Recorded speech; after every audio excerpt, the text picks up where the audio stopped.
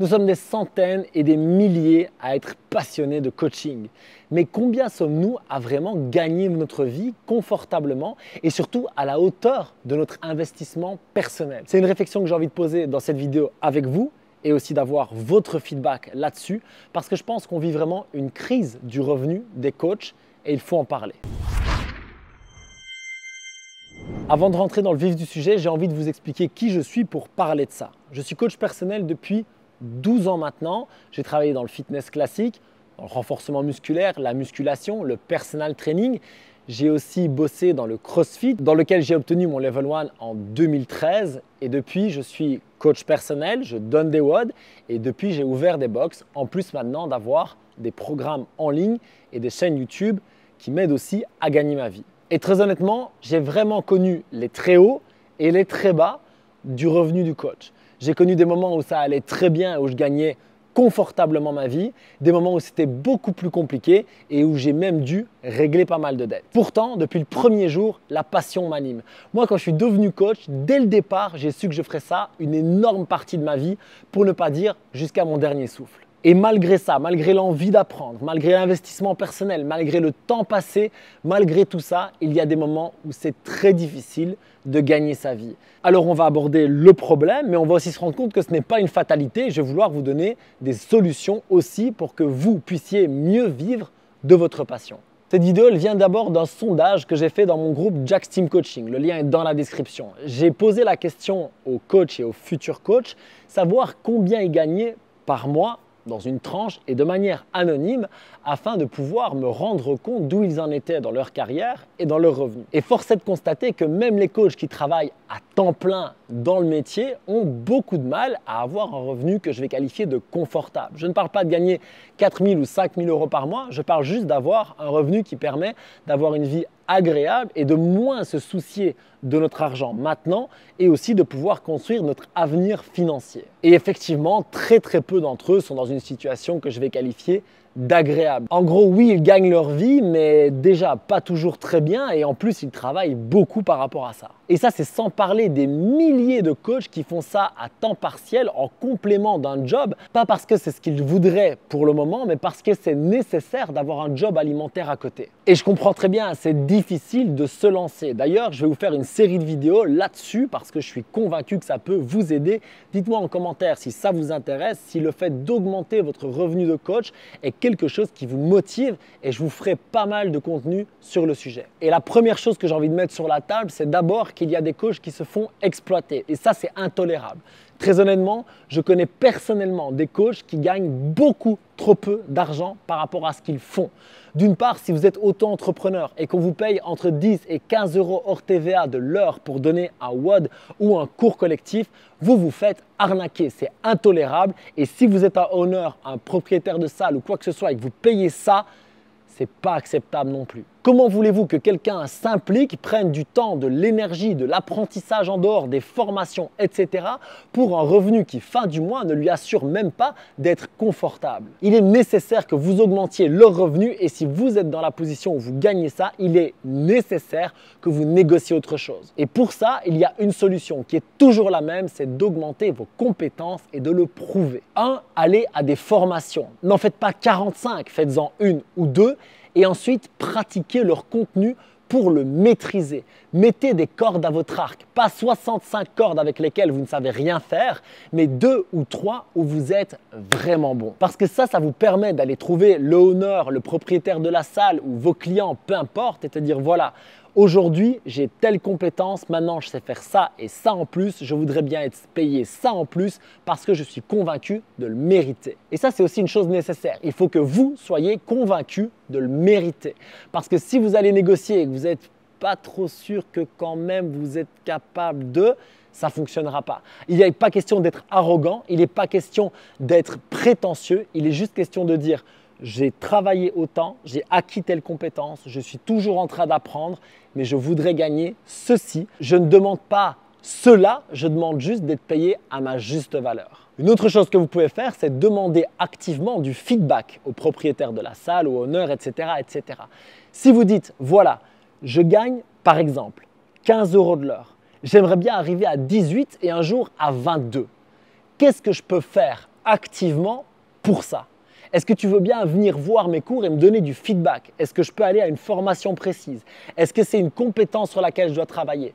Demandez en amont quoi faire. L'erreur, c'est d'arriver à une négociation avec rien de plus. Dire voilà, je gagnais 15 €, maintenant je veux 18. Ça ne marche pas. Vous devez arriver avec ok, je gagne 15, je veux arriver à 18, qu'est-ce que je dois faire? Ou je gagnais 15, j'ai fait ça, ça, ça et ça, maintenant j'aimerais bien 18. Dans tous les cas, il vous faut un levier pour pouvoir être puissant dans cette négociation. Je le redis, le but n'est pas de gagner face à eux, le but c'est de créer un win-win parce que si vous êtes plus compétent, vous donnez des meilleurs cours. Si vous donnez des meilleurs cours, la salle a plus de succès, donc le honneur gagne mieux sa vie, donc il peut mieux vous payer, etc. etc., etc. C'est un cercle vertueux qu'il faut créer ensemble. Et clairement, votre mentalité de coach par rapport à ça, c'est de dire je veux donner la meilleure classe de toute ma vie à chaque heure. Et je sais que c'est très très dur, particulièrement si vous avez un contrat où vous donnez énormément d'heures de cours, que ce soit des cours collectifs, des WOD, etc.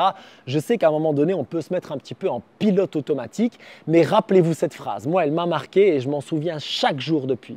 Quand vous voyez votre 37e ou votre 80e client de la journée, quand vous donnez votre 5e cours pour la personne qui est en face de vous, vous êtes le seul coach qu'elle verrait aujourd'hui. C'est son seul WOD, c'est son seul moment, sa seule opportunité pour passer un bon moment et pour se défouler.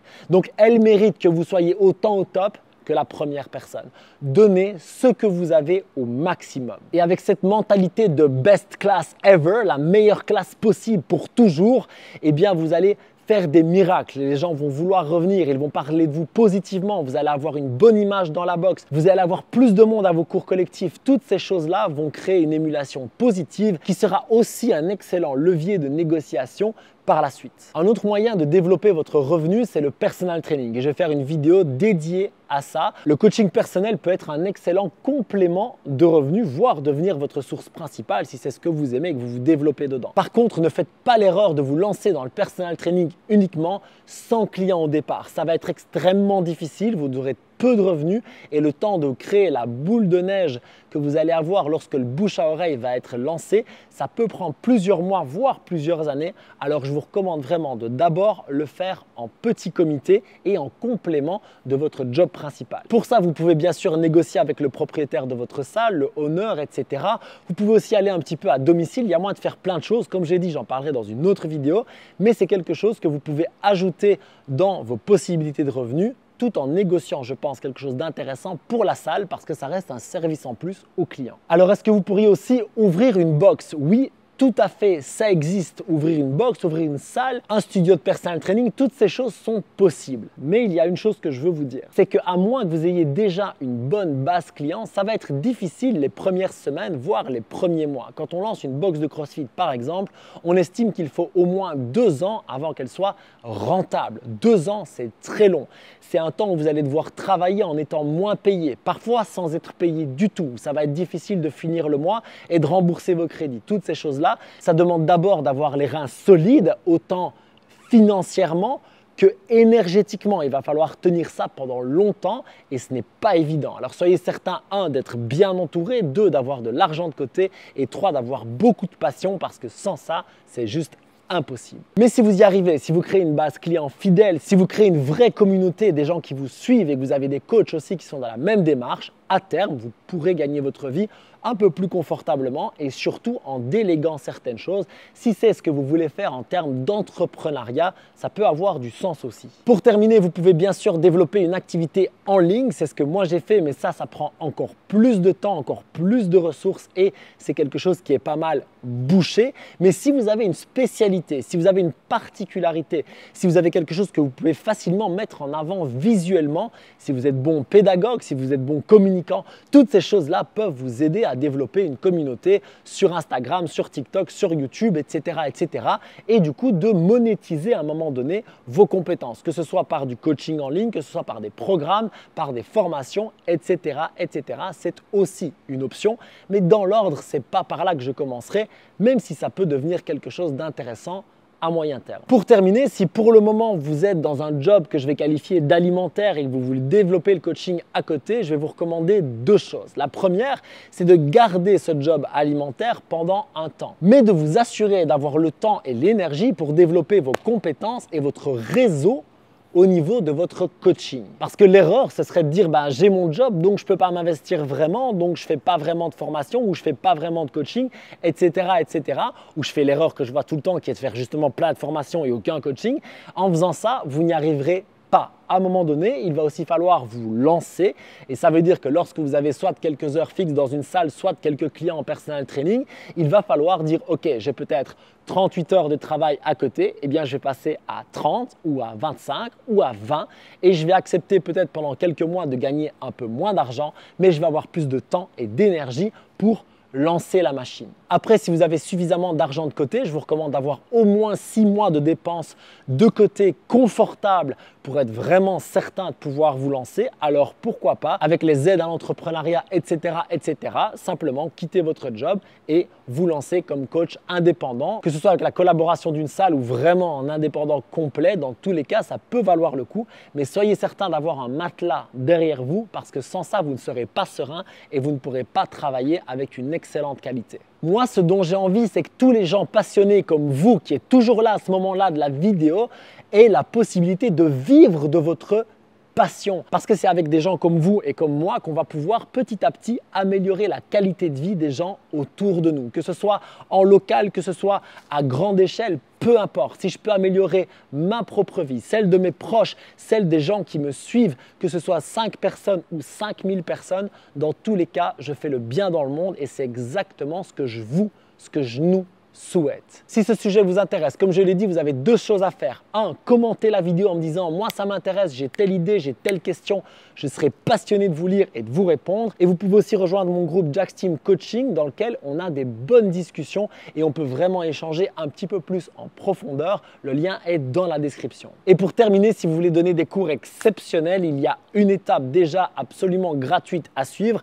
C'est de prendre ma formation Inward Management où vous allez vraiment apprendre à donner des meilleurs cours. C'est 1 heure de formation vidéo absolument gratuite. Le lien est juste en dessous de moi. Je vous vois de suite dans la formation ou dans cette vidéo qui va aussi vous aider à développer votre coaching. Prenez soin de vous, coachez avec toute votre passion et accomplissons chaque jour un peu plus notre mission. Peace!